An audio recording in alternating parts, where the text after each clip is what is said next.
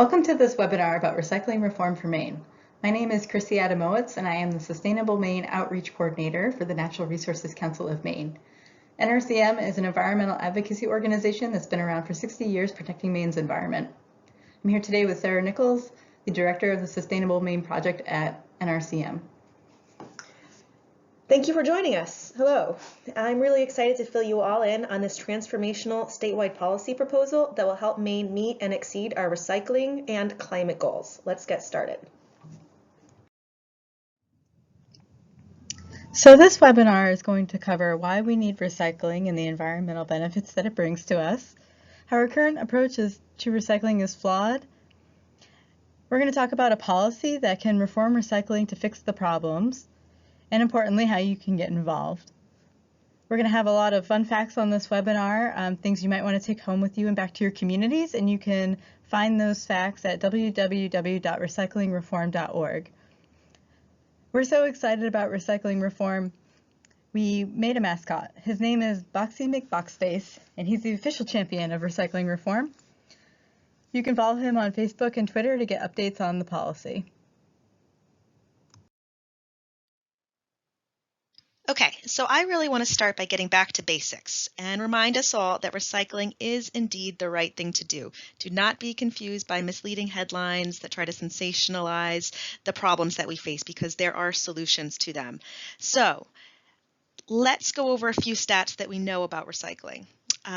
Annually saves emissions equivalent to 38.8 million cars.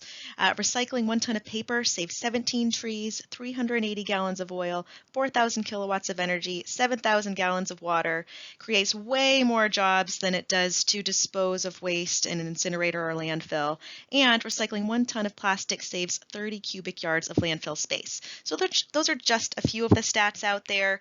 This is an important environmental issue that deserves a lot of attention, which is why we are here. So I just want to make a note about the China National Sword Program. This is something that you've probably heard about in the news a lot since recycling has become a problem. That's because over the years, the United States has depended pretty heavily on sending a lot of our recyclables to China to get them out of our waste stream. What China did was they set strict new standards for levels of contamination, and that exposed fundamental weaknesses in how we manage recyclables right now. Let's take a further look. Okay, so now it's time for us to talk about why we're seeing so many problems with recycling, why we have a low recycling rate, why market shifts have disrupted our systems, and it has to do with the way we approach recycling right now. Right now, product manufacturers, the producers of all the packaging that go through our recycling programs, they really have no incentive to design packaging that is easy for the consumer to recycle, and there's really no regard to whether or not there is a collection system in place to collect it. So it's really no wonder why we have low recycling rates and a lot of confusing packaging. So there's really no coordination right now between the manufacturers who produce the packaging and the municipalities who are tasked with managing all of that packaging waste. And what you see there is just a really disconnected linear system, and what we need is a more circular system with coordination between all of the people involved in managing a product's life cycle. That's what really needs to get fixed. And here are some of the results of our current system. You've probably seen a lot of this in your own town. Because there's all of a sudden this new gigantic cost to towns, because taxpayers are the only safety net to recycling programs, we're seeing a lot of cutbacks in what recycling programs can offer residents, and even a lot of closures. So people are left wanting to recycle, but they can't. Their neighbor in another town can still recycle, and so there's varied access between towns, and that creates a lot of confusion, which increases contamination, which exacerbates the original problem with contamination. And people are just left wondering what they can do, and God bless Mainers, there are a lot of people trying to save our recycling programs and reduce contamination by reducing confusion. But that way of approaching recycling is fundamentally wrong, and it shouldn't be the taxpayer's full responsibility to save our recycling programs. Okay, so let's just highlight here two of the biggest underlying issues with the way we currently approach recycling and why those issues are contributing to the underperformance of our recycling programs. The first is that manufacturers are not designing packaging that can be profitably recycled. There's really no restrictions, no limitations on the types of materials that can be used in packaging, and really no regard for what happens to that packaging when somebody's done using it. So as a result, we have a lot of material going to disposal and not to recycling. Next is that taxpayers should not be the only safety net for recycling programs. You can see here a quote from Sarah Southam in Bethel. She's been working on ways to reduce plastic in her life, but the wasteful packaging is what's most frustrating to her. She doesn't have the ability to change that infrastructure. People want to recycle and do the right thing. Right now, taxpayers are fully on the hook to support recycling programs. So if markets change and they get too expensive, a lot of towns are being forced to scale back or stop their recycling programs, and that's not helpful for anybody, and honestly, it's not fair either. So we know the problems with our recycling system right now, so let's now talk about how we can fix them with a policy. The Maine DEP is working on a new product stewardship law for recyclable packaging because recyclable packaging is so hard for municipalities to manage. What it would do is fix those fundamental problems. It would incentivize manufacturers to pay attention to the products they're putting into Maine's communities to make sure that it's more recyclable so that their fees are lower.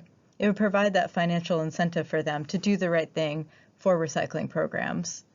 It would also take the funding burden off taxpayers when recycling markets are down like they are right now.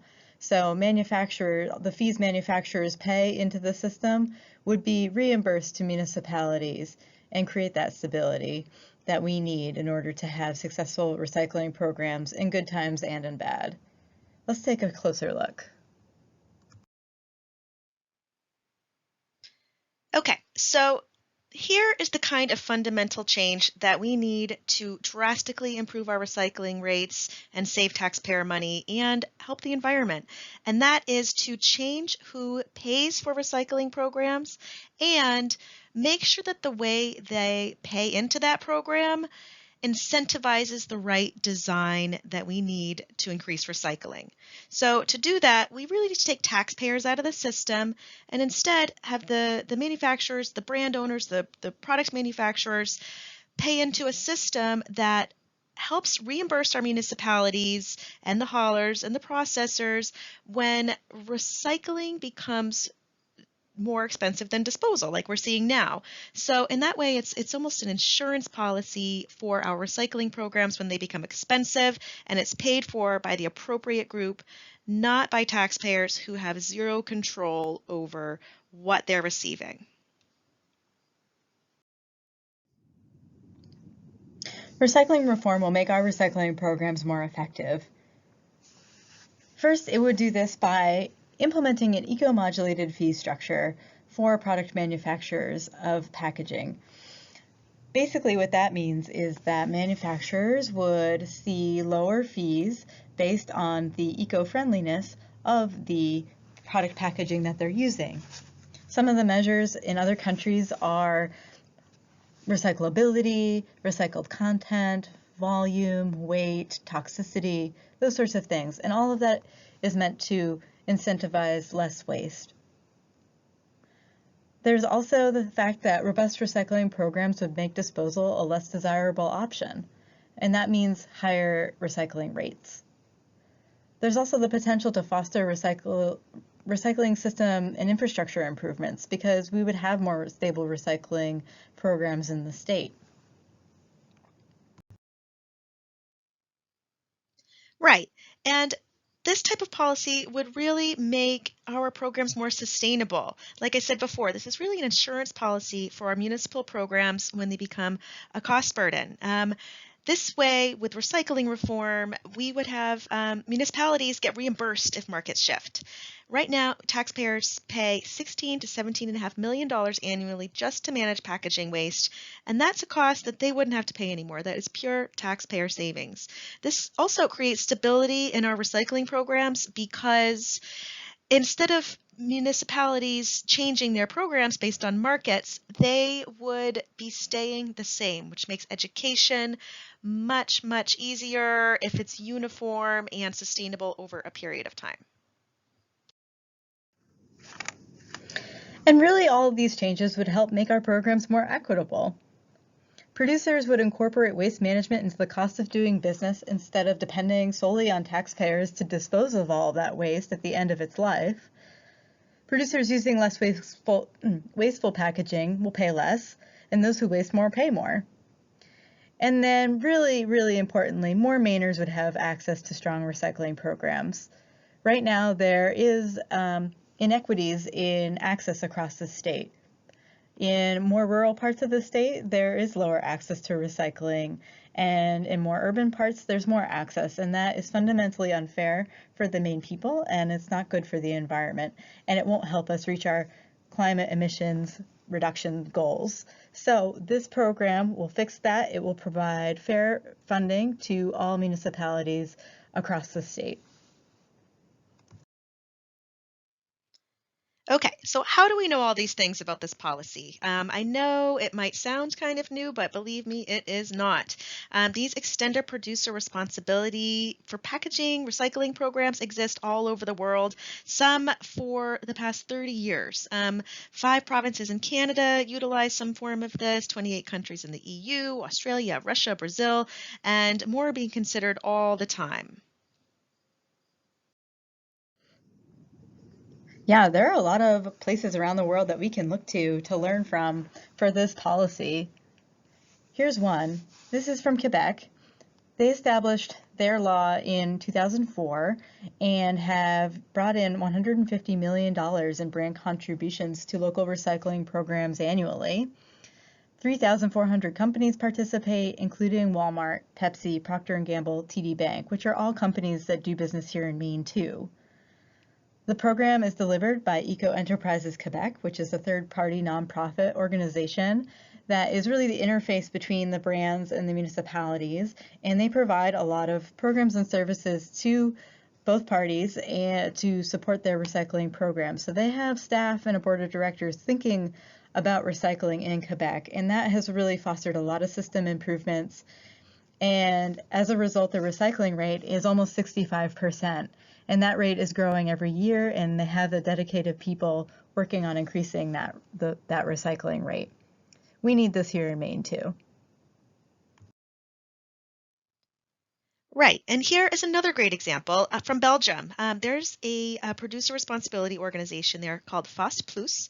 They have had 25 years of experience with this type of policy. Their recycling rate in Belgium is 80%, and that doesn't include incineration, like some places may report. There are 11 million people served by this policy, and the businesses that pay into the system are saving taxpayers $190 million per year, which is significant. There are a lot of companies paying into that, almost 5,000 of them, so the cost split between them really is not unfairly burdening any of them. It has not raised the costs of goods in Belgium. There is just pure taxpayer savings. You'll notice that Hannaford's parent company, Delhaize, is a member of that program. They're supportive there, and we hope that they come to the table and support Maine's policy as well. Here's an overview of Maine's approach to implementing a law like this. In the last legislative session, the legislature unanimously supported LD 1431, which was a resolve to support municipal recycling programs. What it did was direct DEP to come up with bill language for 2020. Details we know about include that towns will be reimbursed for their recycling costs. There will be exemption of bottle bill material because that program's really successful as is. There will be the eco-modulated fees that will incentivize more eco-friendly packaging, including more recyclable packaging. Importantly, it'll increase transparency and reporting on recycling, and so we'll have more data and using that data, be able to update the program as necessary to increase recycling rates and make it better for municipalities. Municipalities will also get assistance for education and program implementation, so they won't be on their own anymore for managing all this packaging waste. Okay, so let's just drive home again the benefits that Maine communities could receive if this policy passes and goes into effect. Municipalities would get reimbursed for recycling costs. This could increase access to recycling like we've seen in other jurisdictions because cost really isn't an inhibiting factor to whether or not there's a program, and people that live in Maine towns want to recycle. So I feel like we would definitely see increased access to recycling. There would also be assistance to towns for recycling education to get more people to utilize the programs that are in place. There's incentives for the producers to reduce waste and use recycled content. So hopefully we'd see an overall reduction in our waste. And when producers use more recycled content, it helps strengthen the overall markets, which could strengthen the profits that municipalities would receive from recycling, and which would also reduce what the producers pay for the system. So you could see that it's really set up for success. And plus, there'd be money saved for other things. For non-recyclable packaging, municipalities would really have a sustainable funding system that was based on what's happening. Sounds pretty good, right? If you want to see this policy in Maine, please go to recyclingreform.org. There you can sign and share the petition. And then after you've done that, go to your municipal officials and ask them to support recycling reform for Maine through adopting the resolution. Sign up for our emails if you haven't already to receive updates. And that's the end of our webinar. Thank you so much for listening in, and please contact us if you have any questions.